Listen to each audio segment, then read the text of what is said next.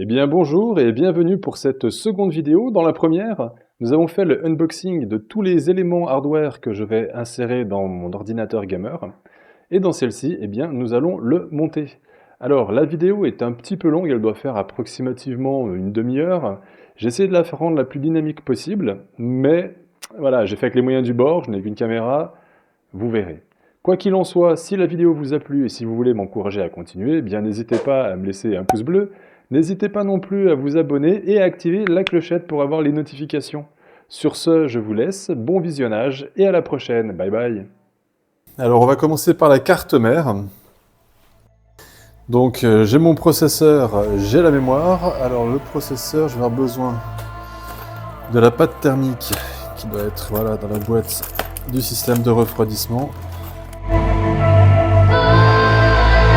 Alors je suis pas du tout un expert en matière de montage de PC, j'en ai monté un seul, d'un ami au Brésil.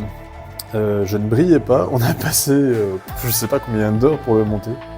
Et j'espère que cette fois, eh bien, ça sera un peu plus rapide. Ben, on va commencer avec le CPU. Hein. Alors, hop, j'enlève le loquet. Alors c'est le genre de choses que quand on n'est pas habitué à le faire, hein, ben, on a toujours de l'appréhension. Alors, je sais qu'il y a des détrompeurs, voilà. Et normalement, ça se pose tout seul dessus. On referme le cache. Alors, normalement, ça devrait partir. Ça part pas. Alors, je le fais à la main. Et voilà. Notre CPU est en place. Voilà une bonne chose de faite. Ensuite, je vais continuer avec la mémoire RAM.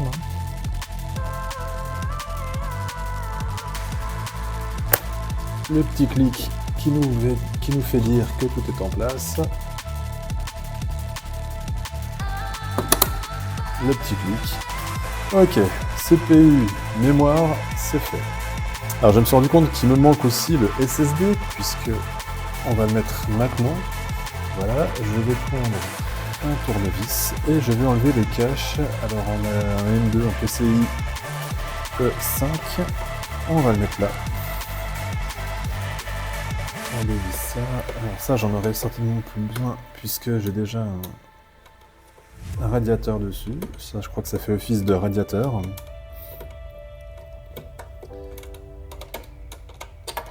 Hop, voilà, oui c'est ça. Alors, normalement voilà, il y a une petite protection qu'on enlève et ça vient se coller sur le SSD pour le refroidir. Mais là, il est déjà équipé de son propre système de refroidissement. Voilà, je sais pas, je pense qu'on va le voir. Et voilà, notre SSD est en place. Bon, à présent, on va s'attaquer au montage du water cooling. Alors, je vais mettre la carte mère de côté pour l'instant.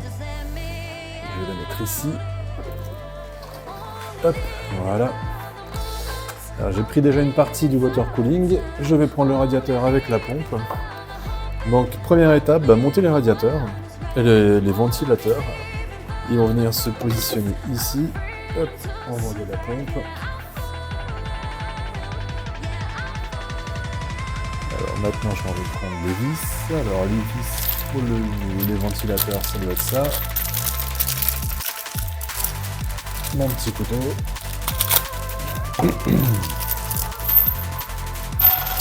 Et on est parti. Alors, premier ventilateur. Je vais les enlever pour les mettre après au fur et à mesure.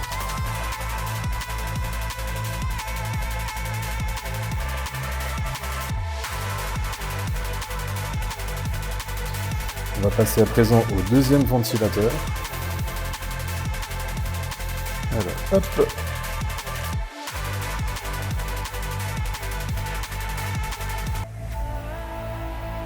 Voilà, et le dernier.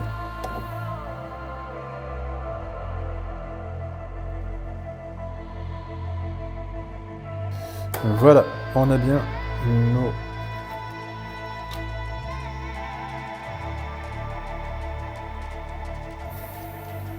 Les fils vont être apparents. Donc, qu'est-ce que je fais? Je redémonte tout. Et c'est parti mon kiki.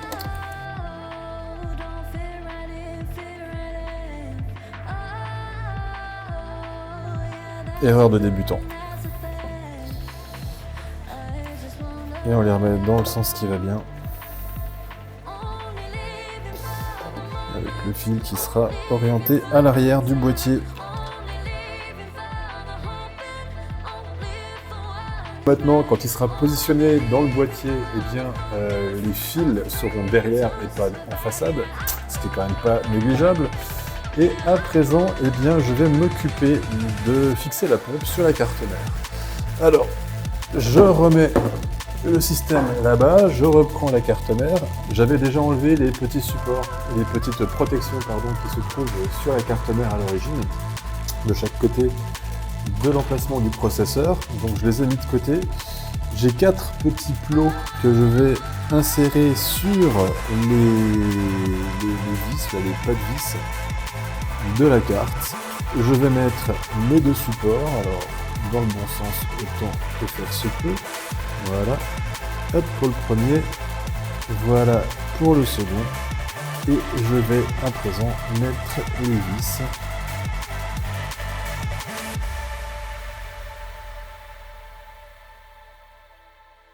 Donc, nous avons bien en place les supports de la pompe que vous avez ici.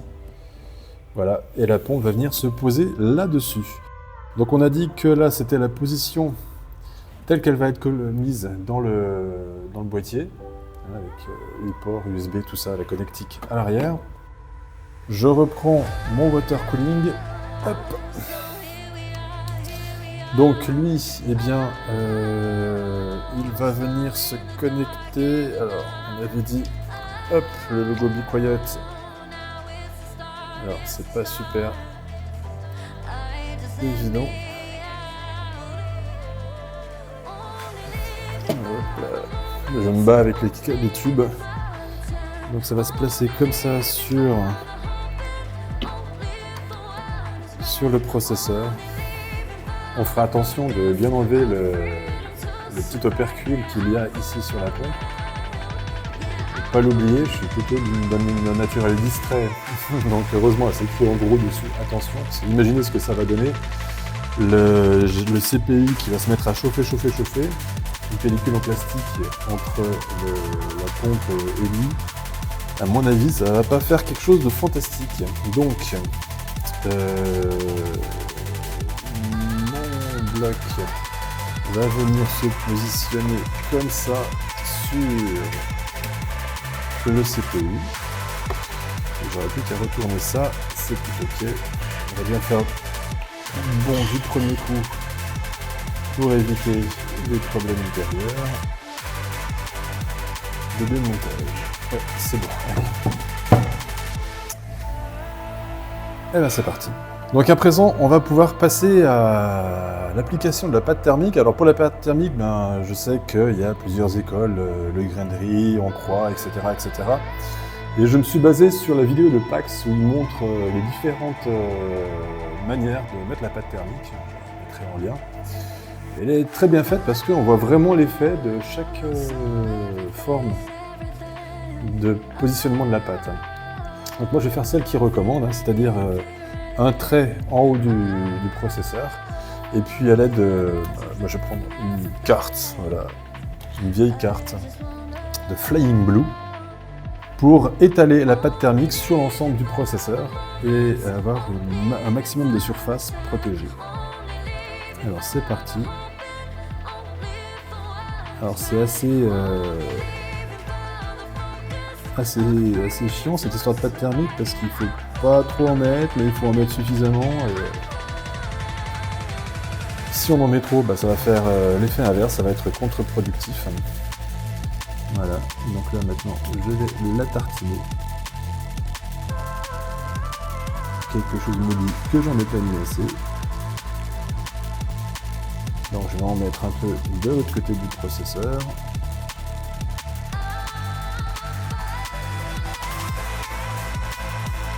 Le processeur a une forme un peu pas pratique pour l'enduire de pâte thermique, puisqu'il est dedans en fait.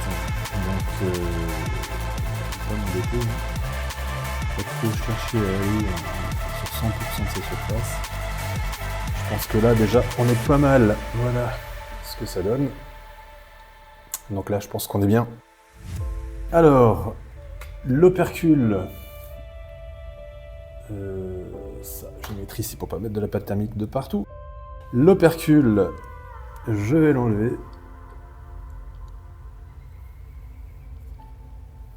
Voilà.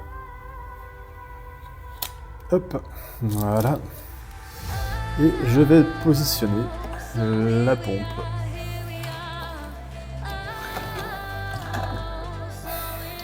Sur son support. Voilà. Je vais lisser un peu de chaque côté.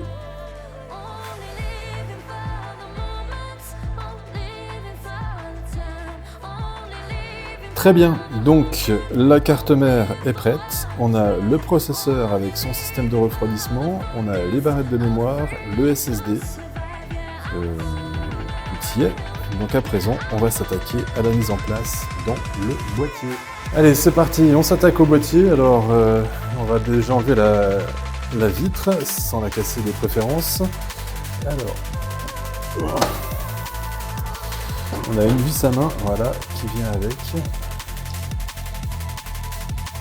Et après, on a juste à la lever. Et elle vient tranquillement. Donc, je vais aller la poser délicatement. Mes ciseaux, ils sont ici, voilà. Je coupe ça. Et je retire délicatement le bloc de mousse. Et ici, on a un card holder qui va soutenir la carte vidéo. Et alors, il est vraiment excellent puisqu'il y a du RGB dedans. Il est vraiment très joli. On peut aussi bien mettre les cartes graphiques dans leur position normale, clipser sur la carte mère, ou alors les mettre en verticale avec un riser. Et le support de carte vidéo va fonctionner pour les deux positions. Donc ça, c'est vraiment un gros plus avec ce boîtier. Donc là, j'ai enlevé la façade, libéré l'intérieur de ce qui l'encombrait. Hop là, maintenant je vais m'attaquer à l'arrière. J'imagine que le système est similaire. Voilà. Et bien à présent, on n'a plus qu'à. Donc là, voilà, un petit coup d'œil sur ce côté-ci du boîtier. Donc les ventilateurs sont déjà calés. Là, on a un petit hub qui nous indique comment brancher les ventilateurs et le RGB. Ça, c'est très bien. Alors, j'ai aussi un autre petit hub qui était fourni avec le water cooling, le voilà. Le petit hub Be Quiet. Donc, je verrai après comment est-ce que je vais procéder pour l'installation de tout ça. Mais j'en suis pas encore là. On a du pain sur la planche avant tout ça. Donc, je vais passer à l'autre côté pour voir comment se place la carte mère dans l'habitacle. Alors j'ai positionné déjà la carte mère à l'intérieur du boîtier. Par contre, gros désespoir, je ne sais pas où sont passées les vis pour la fixer sur le boîtier.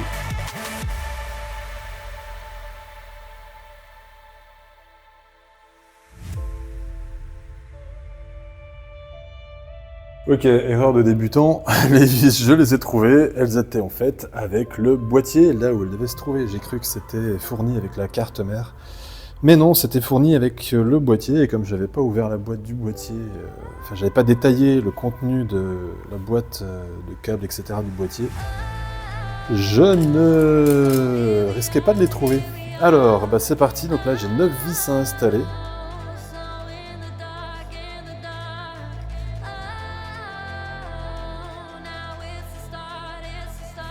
Voilà, ça y est, ma carte mère est fixée, elle ne bouge plus, tout va bien. Alors pour la prochaine étape, je vais changer de côté puisqu'il va falloir fixer le radiateur du water cooling. Donc 2, 6, 4, 10 et 2, 12 vis. Alors voyons voir si c'est bien ça. Le compte y est. Eh bien allez, c'est parti, il n'y a plus qu'à. Alors, Je vais le mettre en position, je vais le présenter pour voir où les trous vont se mettre. Voilà. Alors, il ne voit rien du tout. Ah, voilà, celui-là. Ok. Et donc, c'est parti. Je vais mettre la vis pour que ça tienne un minimum.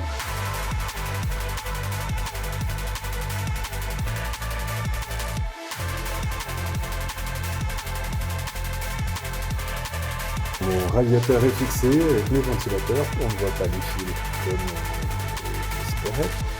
Alors là j'ai mis en place la carte vidéo et j'ai cru que ça enregistrait, mais non ça enregistrait pas. Donc elle est en place, je ne vais pas l'enlever. Il a fallu libérer 3 espaces dans le dos de la tour pour pouvoir la mettre en place. Et je vous disais qu'en fait ça changeait des cartes qu'il y avait avant. Je vais vous montrer celle que j'avais dans ma tour et dont je parlais tout à l'heure. La tour qui a rendu l'âme. Donc voilà, c'est une Nvidia aussi, hein. Une GT 440 qui a 1,5 Go de mémoire en DDR3. Voilà, on est sur un truc préhistorique. Alors bon, elle ne me servait plus qu'à faire tourner des serveurs de jeu quand on jouait avec mes potes à Valheim ou à V-Rising ou à d'autres jeux. Je parvenais malgré tout à faire tourner les serveurs dessus. Après pour jouer, j'avais un PC portable gaming, mais qui a quand même 5 ans et qui montrait de sérieux signes de fatigue. Alors, à présent, je vais remonter le support des cartes. Alors, apparemment, il faut enquiller un truc là-bas en bas. Voilà, ça y est. Voilà, hop. Ah oui, alors, les blagues nulles, c'est aussi confort. Il va falloir s'y habituer. Voilà, hop, c'est fait, c'est en place. Je visse au support. Hop, je remets le petit cache magnétique. Et alors après, je trouve pas le système très... Voilà, si ça a bien l'air de tenir. Voilà. Je vais baisser l'autre côté. Ok, la carte est en place. Bien, à présent que tout est monté, je vais pouvoir procéder au câblage. Mais pour ne pas faire une vidéo trop longue, je vais le faire en off. Donc je reprendrai l'enregistrement tout à l'heure quand j'aurai fini de tout câbler pour l'allumage initial et en croisant les doigts pour que tout fonctionne bien. Voilà, à tout à l'heure.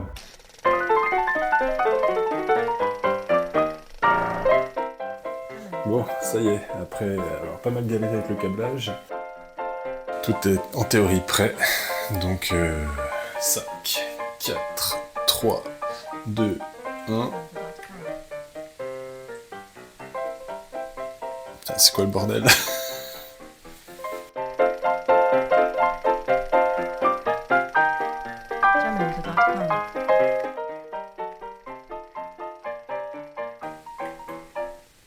Ah, il faut peut-être que je mette la ligne... que je branche la ligne. Allez, où? 1, 2, 3. Non.